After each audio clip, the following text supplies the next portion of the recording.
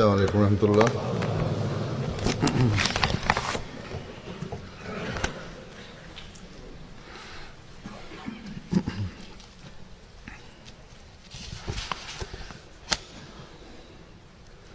أشهد أن لا إله إلا الله وحده لا شريك له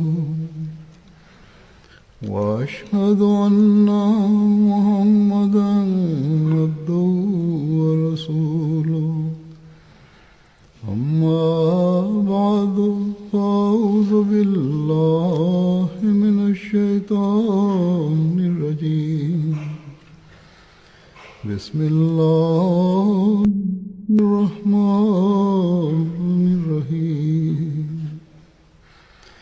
الحمد لله رب العالمين الرحمن الرحيم مالك يوم الدين إياك نعبد وإياك نستعين اهدنا الصراط المستقيم صراط الذين أنعمت عليهم غير المغضوب عليهم ولا الضالين.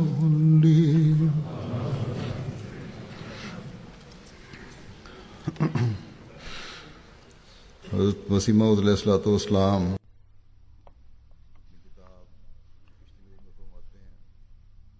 Dans son ouvrage L'Arche de Noé, le Messie premier l'Islam explique: Dieu espère voir une transformation radicale en vos personnes.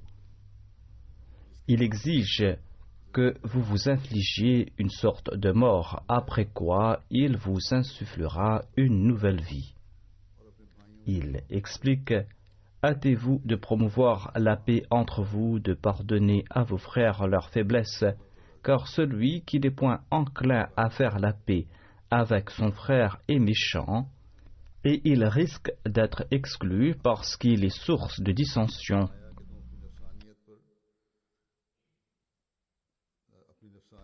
Le Messie premier l'Islam ajoute: renoncez à vos vils désirs et ne cultivez pas la rancœur. Même si vous avez raison, comportez-vous humblement, comme si vous aviez tort, afin que le pardon vous soit réservé. Éliminez l'obésité de votre ego, car étroite est la porte par laquelle il faut passer. Le plus grand parmi vous est celui qui pardonne le plus à son frère ses transgressions.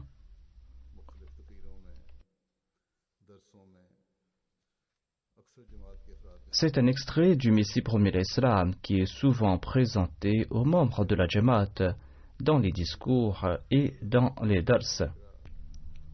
La phrase « Même si vous avez raison, comportez-vous humblement comme si vous aviez tort » est une phrase qui est citée par la majorité des Ahmadis à différentes occasions. Lorsqu'ils me présentent leurs litiges, certains affirment avoir fait montre de cette attitude, mais que la partie adverse, quant à elle, s'est comportée quand même de manière injuste. Dans mon précédent sermon, j'avais évoqué ces questions des litiges et des cas présentés à la Qada, au tribunal d'arbitrage de la Jamaat. Le Messie promis alayhi salam a inclus cette formule dans ses enseignements et cela reflète en fait l'attente et l'inquiétude qu'il nourrissait à l'égard de ses suivants. Lorsqu'on lit toute cette partie de l'ouvrage L'Arche de Noé sur les préceptes du Messie premier l'Islam, eh bien, l'on en ressort tout ébranlé. Tout comme je l'ai dit, on nous répète à maintes reprises ces quelques phrases. Cependant, d'aucuns parmi nous ne sont pas prêts à accepter la main du pardon et la main de la réconciliation qui nous est tendue.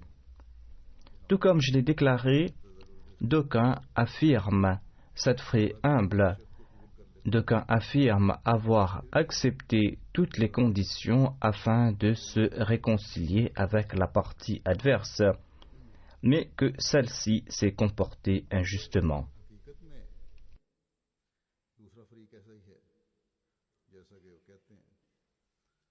Si cela est avéré, si la partie adverse s'est comportée ainsi, il faudra en ce cas laisser l'affaire entre les mains de Dieu. Le Messie premier l'Islam déclare qu'elle sera exclue de la Jamaat. Il déclare malchanceux est celui qui est dominé par ses sentiments revanchards et qui n'est pas pardonnant.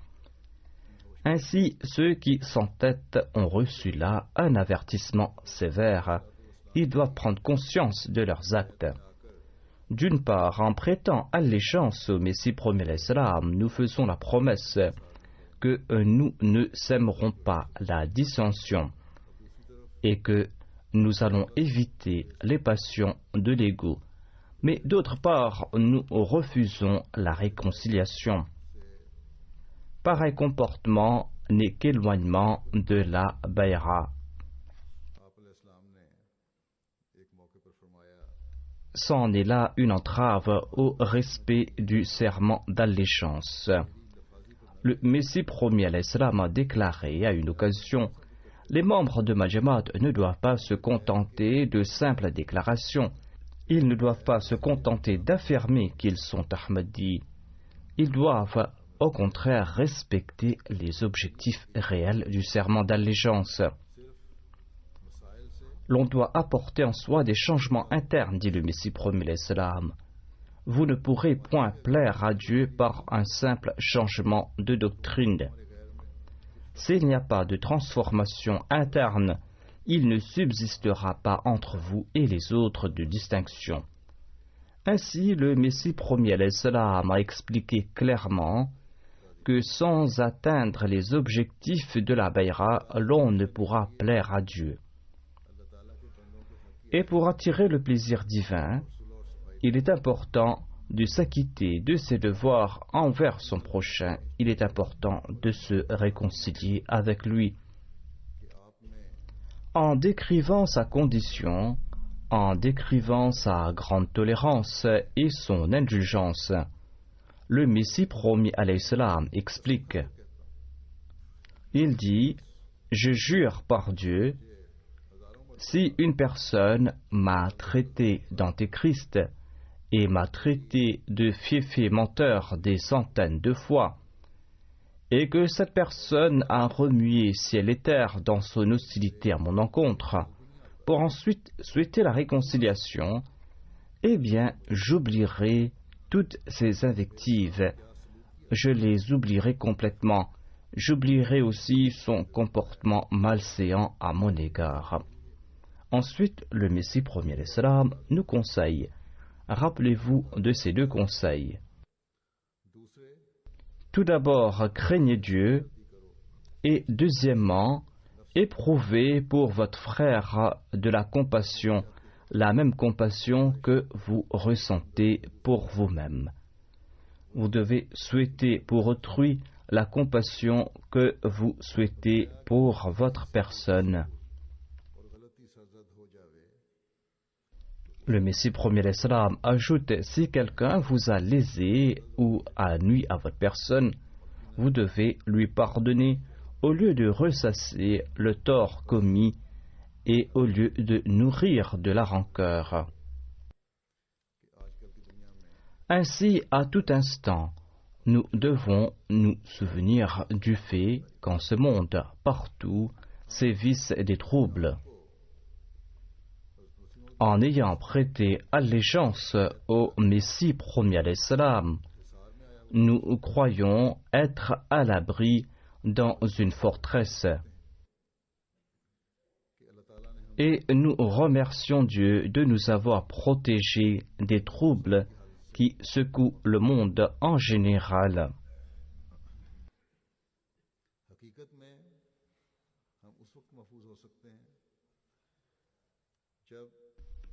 En réalité, nous serons à l'abri quand nous comprendrons que lors de ces litiges avec autrui, nous devrons être conciliants à l'égard d'autrui.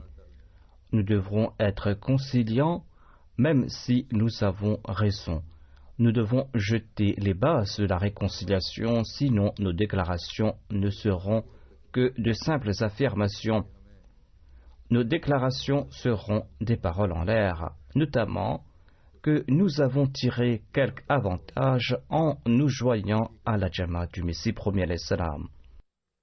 Ce sera une simple déclaration et non une réalité. L'on en tirera avantage lorsqu'en notre fort intérieur, chaque excellence morale brillera de tous ses feux. La compassion ainsi que la réconciliation sont des qualités que le Messie premier alayhi salam nous a conseillé d'adopter à maintes reprises. Ainsi, tout Ahmadi doit être très vigilant à cet égard. Le Messie premier alayhi salam a évoqué ce sujet dans nombre de ses ouvrages et de ses malfouzat, de ses dires. Dans un hadith, le saint prophète Mohammed sallallahu alayhi wa sallam a déclaré: le plus fort n'est pas celui qui jette son adversaire à terre au cours d'une lutte, mais le plus fort est celui qui maîtrise sa colère lorsqu'il est courroucé. Ceci est la distinction d'un croyant. Il fait montre de ses hautes qualités. Il faut se maîtriser lorsqu'on se met en colère. Un mécréant ne pourra pas appliquer cette injonction. Cette injonction est pour lui source d'étonnement. Il y a le récit de Ali radhiyallahu anhu qui combattait un ennemi. Il réussit à le mettre à terre, s'assit sur sa poitrine et était sur le point de le tuer. L'ennemi lui cracha au visage. Ali radhiyallahu anhu se leva aussitôt et le libéra. « Pourquoi m'as-tu laissé » lui demanda l'ennemi. Ali radhiyallahu anhu répondit: « Jusqu'à cet instant, je combattais uniquement parce que tu étais un ennemi de l'islam. Dès lors que tu m'as craché au visage, une partie de mon ego est devenue partie prenante de cette lutte et je ne souhaite pas te tuer pour une raison personnelle. » C'est là une norme des plus excellentes que nous trouvons dans l'histoire et que nous ont laissé nos pieux prédécesseurs. Ainsi, le croyant réfrène sa colère et il se penche vers la réconciliation. C'en est là sa distinction, mais jamais le mécréant ne pensera en ces termes. C'est là la distinction d'un croyant que le Messie premier alayhi salam souhaitait créer en nous, afin que, grâce à chacune de nos actions, nous puissions présenter les préceptes véritables de l'islam. Des préceptes qui préconisent le pardon, l'indulgence, ainsi que la réconciliation. Lors d'une rencontre, le Messie premier alayhi salam a expliqué ce hadith en ces termes. Il déclare: nous n'avons point besoin au sein de notre Jamaat de puissants lutteurs. Nous n'avons pas besoin de puissants lutteurs, dit-il. Nous avons besoin de personnes fortes, des personnes à même de transformer leurs mœurs, c'est-à-dire des personnes qui peuvent changer leurs habitudes et qui peuvent les pousser à leur apogée. Le Messie premier l'Islam ajoute: le puissant n'est pas celui qui déplace une montagne. Certainement non. Le véritable brave est celui qui est capable de changer ses habitudes, c'est-à-dire celui qui se maîtrise et celui qui a la capacité d'adopter de hautes qualités morales. Le Messie premier l'Islam ajoute: usez de toute votre détermination et de toute votre capacité afin de transformer vos penchants. Il s'agit là de la force et de la bravoure véritable. Ainsi, cela doit être notre objectif. Lors d'une rencontre, le Messie premier l'Islam a déclaré: je pense que la personne qui abandonne ses mauvais penchants et qui se cramponne à des actes exemplaires est un miracle en soi. C'est-à-dire celui qui abandonne ses mauvaises habitudes, celui qui délaisse ses mauvaises habitudes et qui adopte de bonnes qualités. Eh bien, dit le Messie premier l'Islam, je pense que cette personne accomplit un miracle. Celui qui abandonne ses mauvaises habitudes pour adopter de bonnes habitudes est un miracle. Ce changement, adopter ces hautes qualités, est un miracle pour tout le monde. Les gens demandent à voir un miracle après qu'on ait accepté le Messie premier l'Islam. Ce miracle n'est autre que le fait d'adopter de hautes excellences morales et d'abandonner ses mauvaises habitudes. Par exemple, dit le Messie premier l'Islam, s'il y avait une personne qui avait un caractère colérique et qu'elle abandonne cette habitude pour faire preuve de tendresse et d'indulgence, si, au lieu d'être avare, cette personne devient généreuse, si, au lieu d'être jalouse, elle fait preuve de sympathie, eh bien, tout cela est certainement un miracle en soi. C'est-à-dire qu'il remplace ses mauvaises habitudes par de bonnes qualités, il remplace la colère par l'indulgence et la tendresse, il remplace l'avarice par la générosité, il remplace la jalousie par la compassion. Ce changement est en soi un miracle, une révolution, dit le Messie premier l'Islam. Le Messie premier l'Islam ajoute de même: lorsqu'elle abandonne l'égoïsme pour vivre dans l'humilité, celle-ci est en soi un miracle. Ainsi, dit-il, qui d'entre vous ne souhaite-t-il pas être l'objet d'un miracle? Je sais que tout le monde le désire. Ainsi donc, il s'agit là d'un miracle vivant et durable. Le miracle durable est cette révolution que l'on apporte en soi lorsqu'on abandonne le mal et les vices pour adopter de hautes qualités morales. Le Messie premier l'Islam explique: l'homme doit rectifier son état moral, car c'est une prouesse dont l'effet ne s'estompe jamais, au contraire, ses effets sont bénéfiques et ont une très grande portée. Un croyant doit être l'objet d'un miracle, aux yeux des créatures de Dieu et aux yeux de Dieu lui-même. Ainsi, le croyant doit s'acquitter de ses devoirs envers Allah et envers sa création. Le Messie premier l'Islam ajoute: il existe de nombreuses personnes vicieuses et dévergondées qui n'acceptaient aucun miracle. Or, ils ont été profondément touchés par des exemples de vertu. Il existe de grands pécheurs, de grands malfaiteurs, de grands jouisseurs qui n'ont pas abandonné leur vice en voyant des signes, mais qui ont baissé leur tête en voyant les changements moraux et qui n'ont pas eu d'autre issue que d'accepter la vérité. Le Messie premier l'Islam ajoute: vous verrez que de nombreuses personnes ont accepté la vraie religion après avoir été témoins de transformations morales miraculeuses. Lorsque le Messie premier l'Islam était en train de prodiguer ses conseils, il a aussi présenté un exemple pratique de ces mêmes conseils. C'est un récit que j'ai cité dans le passé à maintes reprises.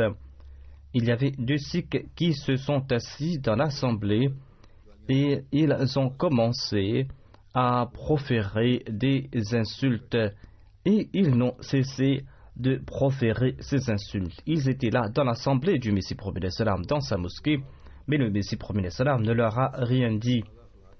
Tous ceux qui étaient là étaient émus par l'exemple pratique de ces excellences du Messie premier salam. En dépit qu'il était dans ses locaux, dans sa réunion, parmi les Ahmadis, il n'a permis à personne de leur répondre.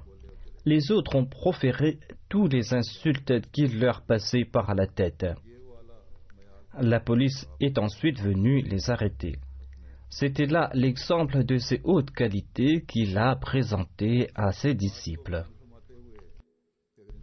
Le Messie premier l'Islam nous explique aussi que tant que l'on ne se débarrasse pas du germe de l'ego, on ne possède pas la foi en l'unicité de Dieu. Il explique que sans la grâce divine, l'on ne pourra pas se débarrasser du germe de l'ego. Ainsi, l'on doit tenter d'attirer la grâce de Dieu. Le Messie premier l'Islam explique que c'est le germe le plus imperceptible, mais le germe qui cause d'ailleurs le plus grand mal.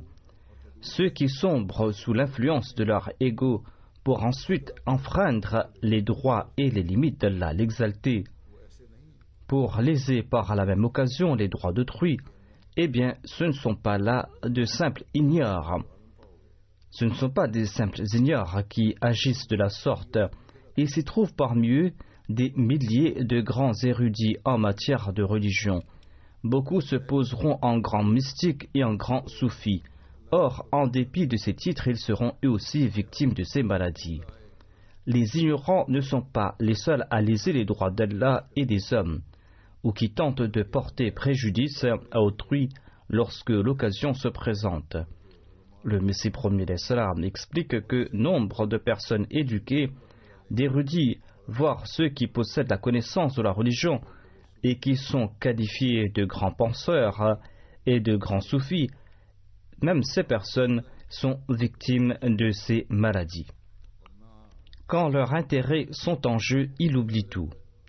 Ils ne se souviennent ni de Dieu, ils ne se souviennent ni de leurs devoirs envers autrui, ni des hautes qualités morales. Le Messie premier l'Islam explique: la bravoure, c'est d'éviter ces idoles, les reconnaître et les sommer de la perspicacité et de l'intelligence. C'est cette même idole qui engendre de l'hypocrisie, ainsi que le carnage de milliers de personnes. Quand un frère lèse les droits d'un autre, des milliers de maux en prennent naissance. Le Messie premier l'Islam explique: il en existe des milliers d'exemples que l'on voit à tout instant. L'on place une telle confiance dans les moyens que l'on considère Dieu comme un membre atrophié. Peu nombreux sont-ils à avoir compris le sens de l'unicité divine. Quand on leur dit cela, sur ce temps, ils s'exclament: ne sommes-nous pas musulmans? Ne récitons-nous pas la kalima? Malheureusement, ils croient qu'il suffit de réciter du bout des lèvres la profession de foi. Ils n'ont pas compris l'objectif ainsi que le sens réel de l'unicité de Dieu. Ils croient qu'il suffit d'énoncer la formule La ilaha illallah. Le Messie premier l'Islam explique: si l'homme comprend la réalité de la proclamation de l'unicité de Dieu et s'il le suit à la perfection, il pourra accomplir de grands progrès. Il sera témoin des pouvoirs magnifiques de Dieu. Sachez que je ne suis point un simple prédicateur, dit le Messie premier l'Islam. Je ne suis pas là pour raconter des histoires. Je suis là pour porter un témoignage. Je suis là pour transmettre le message que Dieu m'a confié.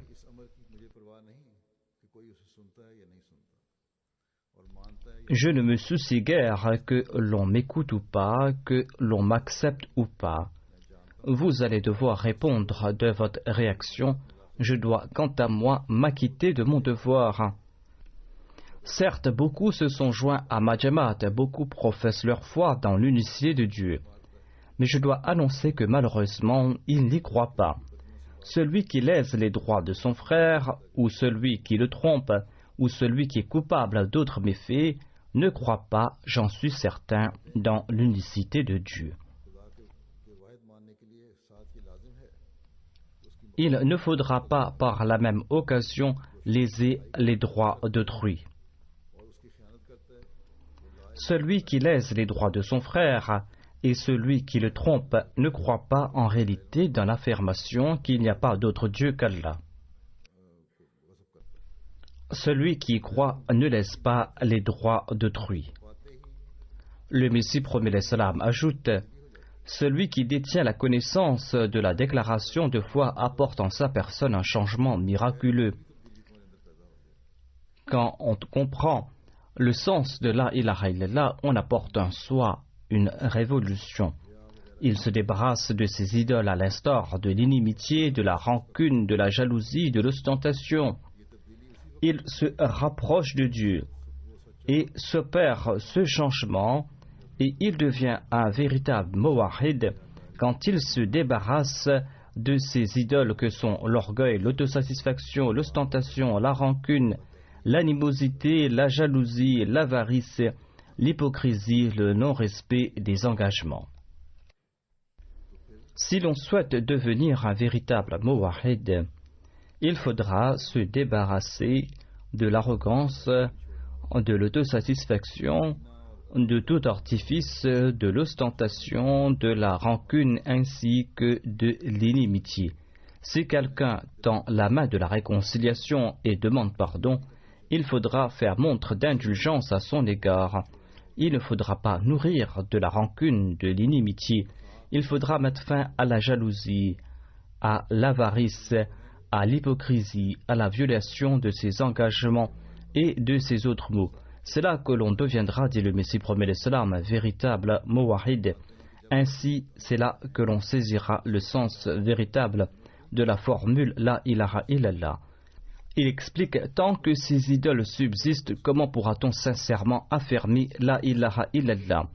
Tant qu'elles subsistent, cela signifie que l'on n'a pas confiance en Dieu. Ainsi, il est avéré qu'il n'est d'aucun avantage d'annoncer que Dieu est unique et sans partenaire. L'on énonce du bout des lèvres la croyance en l'unicité de Dieu pour ensuite faire de sa colère son Dieu dès que l'on est confronté à la moindre situation qui déplaît à son tempérament. En somme, l'on ne pourra se débarrasser du germe de l'ego sans la grâce divine. Sans la grâce divine, l'on ne pourra pas établir la véritable tawhid non plus. Se contenter de proclamer qu'il n'y a pas d'autre Dieu à part Allah ne fait pas de soi un muwahhid. Pour être un muwahhid, quelqu'un qui croit en l'unicité de Dieu, il faudra considérer Dieu comme tout-puissant et il faudra le considérer comme le véritable Dieu qui est digne d'adoration. Quand on le considère comme tout-puissant, eh bien, l'on n'aura pas recours aux subterfuges d'ici-bas pour nuire aux intérêts d'autrui. Ainsi, celui qui ne s'acquitte pas de ses devoirs envers ses frères, celui qui ne favorise pas la réconciliation, celui qui ne met pas fin à son inimitié, ne croit pas dans l'unicité de Dieu. Voilà le résumé des déclarations du Messie premier l'Islam.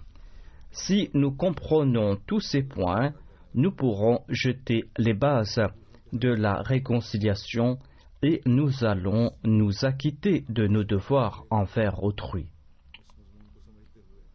Ainsi donc, chacun d'entre nous doit comprendre ce sujet et chacun d'entre nous doit, à la lumière de cette compréhension, accomplir son analyse de conscience. Sinon, il sera fort inquiétant d'annoncer sa croyance en l'unicité de Dieu pour ensuite contredire cette croyance par ses actions.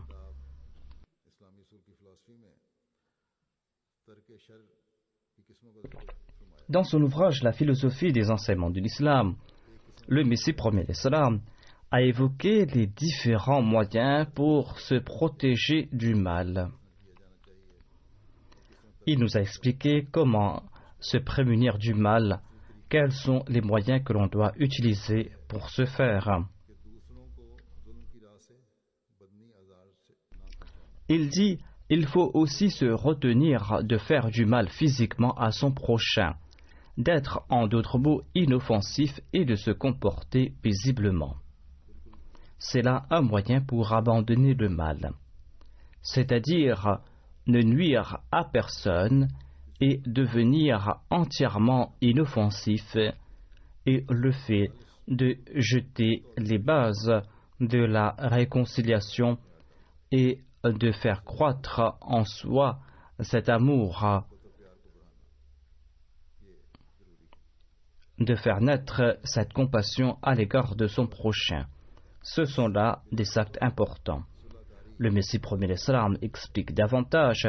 Sans conteste, être paisible est une grande qualité morale, une qualité essentielle pour le bien-être de l'humanité. L'instinct naturel correspondant que l'on rencontre chez le nourrisson et qui se transforme en qualité morale lorsqu'elle est maîtrisée adéquatement, cette qualité c'est l'attachement, c'est l'amour. Il est évident que dans son état naturel, l'homme est incapable de concevoir ce qu'est être paisible, au contraire ce qu'est d'être rancunier.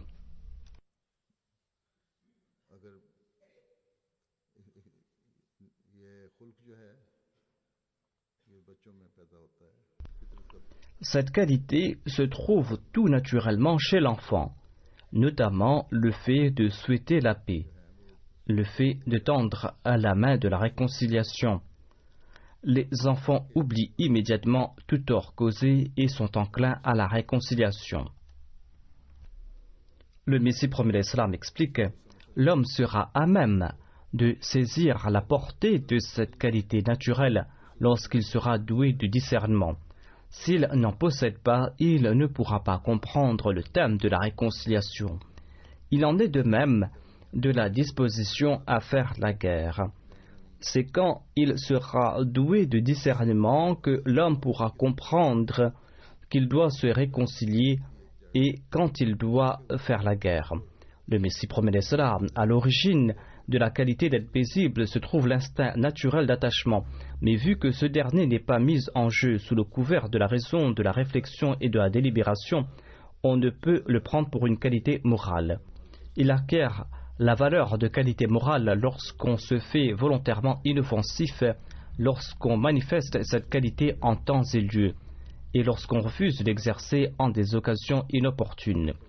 Si l'on n'est pas doué de discernement, si l'on est encore enfant, cette qualité ne pourra pas être qualifiée d'excellence morale. Elle sera une excellence morale lorsqu'on aura analysé la situation avant de faire ses intentions et avant de jeter les bases de la réconciliation. Il faudra utiliser cette qualité à bon escient. Parfois, certains pays ou certaines nations sont au bord d'une guerre et c'est là qu'ils prennent la décision de faire la guerre. Mais il ne faudra pas, pour ce faire, se départir de la justice et de l'entendement. L'on prend ces décisions conformément à la situation et après mûre réflexion. La réconciliation doit être à bon escient, c'est là qu'elle pourra être qualifiée de qualité morale. Le Messie premier al-Islam ajoute: il acquiert la valeur de qualité morale lorsque quelqu'un se fait volontairement inoffensif, manifestant cette qualité en temps et lieu et refusant de l'exercer en des occasions inopportunes. À ce sujet, Allah nous enseigne: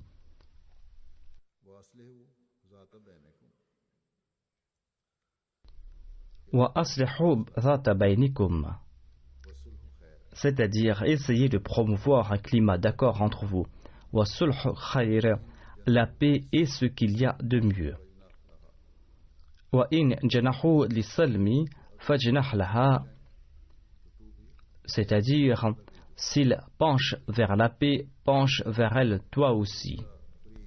Si l'ennemi ou si la partie adverse se penche vers la réconciliation, il faudra s'y pencher aussi.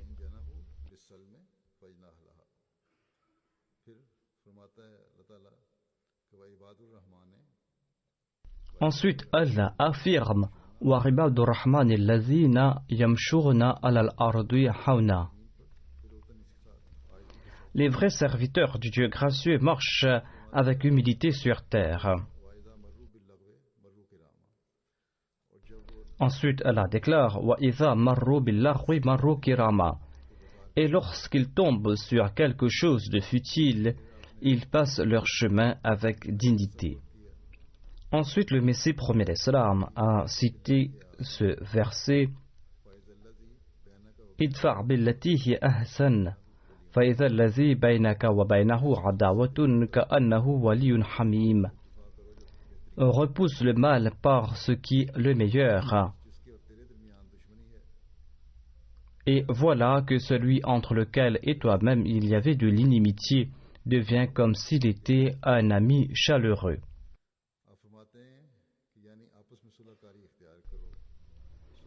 Ainsi dit le Messie prophète l'Islam, ces versets signifient essayer de promouvoir un climat d'accord entre vous.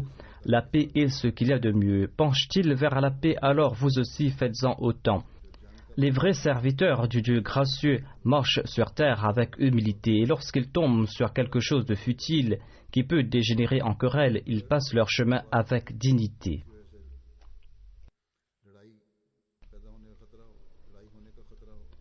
S'ils entendent une parole futile qui pourra dégénérer en querelle, eh bien, ils évitent cette situation en toute dignité. Le Messie promet l'Islam ajoute, c'est-à-dire ils ne vont pas se disputer pour peu de choses. Tant qu'un grand tort n'est pas causé, ils ne souhaitent pas faire du bruit pour rien. Le principe de la réconciliation est qu'il ne faut pas se soucier des broutilles et qu'il faut être pardonnant. Et l'expression « l'arwa » employée dans ce verset signifie dans la langue arabe prononcer des paroles méchantes ou faire des choses qui provoquent peu de préjudice ou peu de mal. Voilà le sens du terme larva en langue arabe. C'est-à-dire le fait de prononcer des paroles futiles ou d'avoir l'intention de nuire à autrui ou de commettre une action qui ne cause pas de grand mal.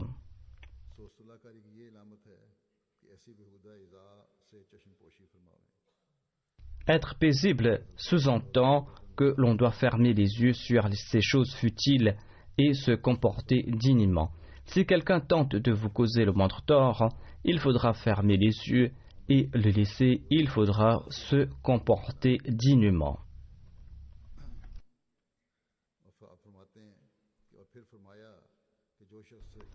Il ajoute, si quelqu'un devait se comporter méchamment à votre égard, alors essayez de le repousser par la paix. Et ainsi, il se pourrait que lui, votre ennemi, devienne votre ami chaleureux.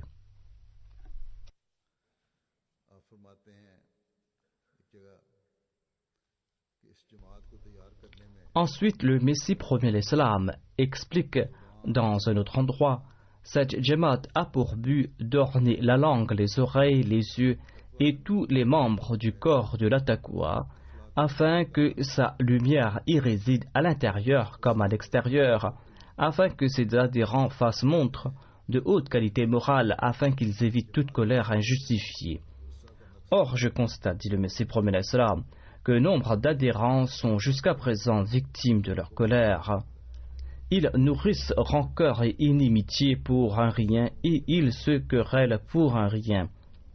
Pareils gens n'ont rien à faire dans ma Jamaat, dit le Messie premier l'Islam. Est-ce qu'il est difficile d'écouter les insultes d'autrui sans broncher et sans répliquer? La réforme de toute communauté, dit le Messie premier l'Islam, la réforme de toute communauté débute avec les valeurs morales et la bienséance. De prime abord, il faudra faire preuve de patience. La meilleure méthode est de prier ardemment pour celui qui vous insulte. Priez pour qu'Allah le réforme et ne nourrissez point d'animosité à son encontre. Il existe une loi divine à l'instar de la loi de ce monde, dit le Messie premier l'Islam. Pourquoi Allah abandonnera-t-il sa loi quand les hommes s'accrochent à la leur? Sans vous réformer, vous n'aurez aucune importance à ses yeux. Allah n'aime pas que l'on remplace par la cruauté des qualités aussi nobles que la bonté, la patience et l'indulgence. Vous rencontrerez Dieu en peu de temps si vous progressez dans ces valeurs. Ainsi, notre but, en nous joignant à la Jamaat du Messie premier l'Islam, notre but c'est de plaire à Dieu. Notre but c'est d'établir la tawhid véritable dans nos cœurs. Pour ce faire, il faudra adopter les qualités morales qui ont trait aux droits d'autrui. C'est en nous acquittant de nos devoirs envers autrui que nous allons posséder ces qualités. Le Messie premier l'Islam a prodigué le conseil suivant. Si vous affirmez être de ma communauté, si vous affirmez être entré dans mon armée, vous allez devoir adopter ces hautes qualités morales et abandonner les troubles et les conflits.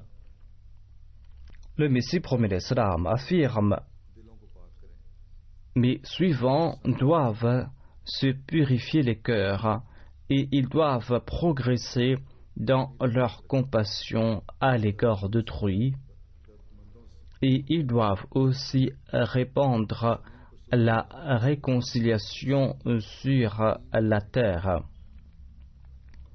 car par ce faire ils vont favoriser le progrès de la foi. En favorisant la réconciliation, l'on diffusera le message de l'islam et l'on ouvrira la voie pour l'établir. Le Messie premier l'Islam déclare: levez-vous et repentez-vous, tentez de plaire à votre maître véritable grâce à vos bonnes œuvres. Le Messie premier l'Islam demande aux membres de sa Jamaat de se débarrasser les cœurs de toute rancœur et de toute rancune, d'éprouver de la sympathie pour l'humanité et de jeter les bases de la réconciliation. Il déclare à cet effet: je m'adresse à ma Jamaat qui m'accepte comme Messie promis et je lui conseille vivement ceci: ils doivent constamment éviter ces mauvaises habitudes. Dieu m'a envoyé en tant que Messie et il m'a fait porter le manteau du Messie, le fils de Marie. C'est pour cela que je vous demande d'éviter le mal et d'accorder à l'humanité la compassion qui lui est due. Débarrassez vos cœurs de haine et de rancune. Grâce à cette habitude, vous posséderez des qualités angéliques. La religion qui n'inculque pas la compassion humaine est des plus impures. La voie couverte des épines de la rancune de l'ego est des plus immondes. Vous, mes disciples, ne soyez point coupables de ces maux, dit le Messie premier l'Islam. Nuire à autrui, est-ce cela le seul principe que vous enseigne la religion? Est-ce que la religion vous enseigne à nuire à autrui? Certainement non. La religion a pour vocation d'insuffler la vie qui se trouve en Dieu. Personne n'a acquis ou ne va acquérir cette vie sans avoir été pénétré par les attributs divins. Soyez compatissants envers tout le monde pour la cause de Dieu.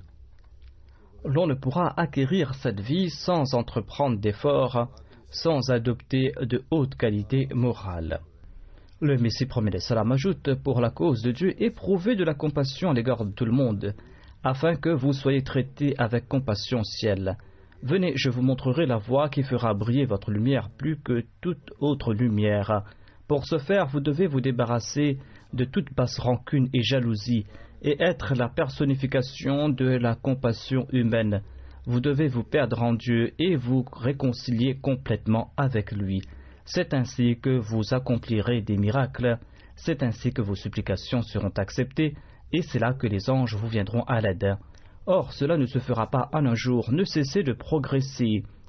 Apprenez de ce blanchisseur qui tout d'abord place les vêtements sales sur un fourneau, tant et si bien que le feu les sépare ces vêtements de leur crasse. Ensuite, le matin, le blanchisseur les passe dans de l'eau, il les frappe maintes et maintes fois sur des pierres. C'est là que la saleté qui était partie intégrante des vêtements s'en va tantôt grâce aux effets du feu, tantôt grâce à la force des bras du blanchisseur, qui les frappe dans de l'eau. Quand on lave les vêtements, il faut les frotter à maintes reprises ou le blanchisseur les frappe sur un rocher. Aujourd'hui, la machine à laver les fait tournoyer à haute vitesse pour les débarrasser de leur crasse.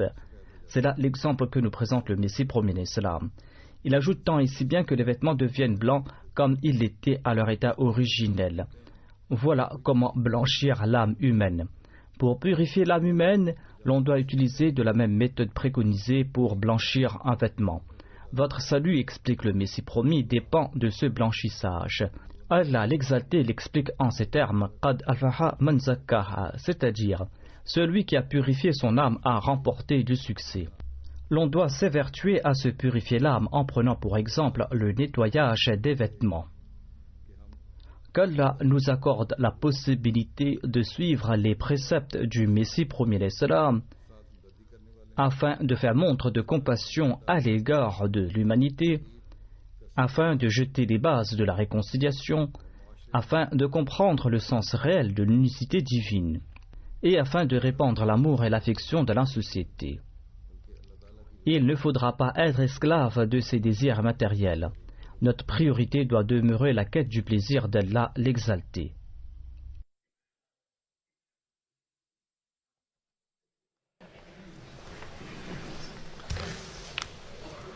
Alhamdulillah, nahmaduhu wa nasta'inuhu wa nastaghfiruhu wa nu'minu bihi wa natawakkalu alayhi wa na'udhu billahi min shururi anfusina wa min sayyiati a'malina.